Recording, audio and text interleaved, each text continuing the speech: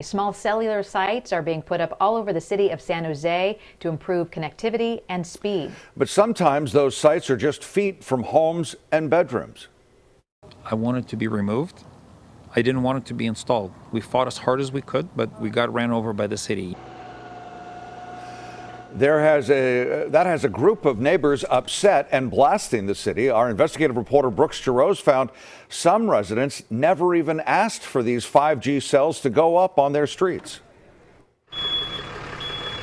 Another pole on another street on another San Jose morning. I said, oh my God, they already started, A surprise to some neighbors as a new 5G cellular transmitter is put up just feet from their homes to increase phone data speeds. This tower is completely unnecessary. Our cell phones work fine. Still, AT&T picked this spot, applying for a city permit for a small cell site. It's crazy how close this thing is. Too close for comfort. My kids are young, they sleep right, in the room that's facing the street. And it's literally 5 feet from their bedrooms. That's despite city laws stating mounted antennas must be at least 20 feet away from a person's property.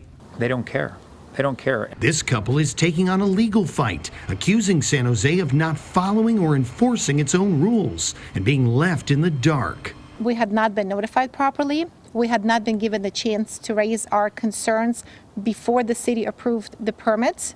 Citywide, we found each of these purple dots represents an approved small cell permit. 1,800 issued so far, each antenna attached to a city light pole. We own and control all of those street lights, and so they're in the public right-of-way. That right-of-way, the deputy city manager says, exempts any distance requirement. He says the goal is to fix San Jose's historically bad cellular coverage of any major city in the nation. This is essential, and almost everybody, even our unhoused residents, depend on connectivity and their cell phone to get around. But some of those residents say, Stop it in the residential area. There is a lot of areas in city which is far away from the bedrooms. Research from the federal government and the World Health Organization say there's no link between radiation from base stations and cancer or other illnesses. But the American Cancer Society says it could be many more years before we know the long-term effects. I'm not willing to take the risk to put my kids' health in danger. Not knowing what the implications are, years down the road. The city says it can't deny permits based on health concerns or complaints. It also doesn't get to decide where the 5G cells get to go. AT&T told us they're put in high traffic areas based on customer needs and the availability of a suitable structure.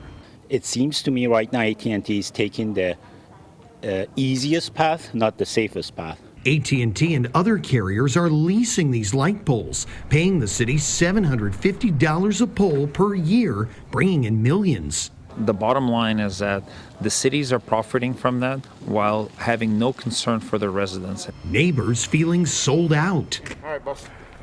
And not going quietly. It's going to be hard and a long fight. Despite the city promising widespread high-speed service. I'm all for 5G as long as they don't, they're not as close to homes as in this case. Right now, 850 of these are working. The city says the money it receives from pole rentals goes into a digital inclusion fund.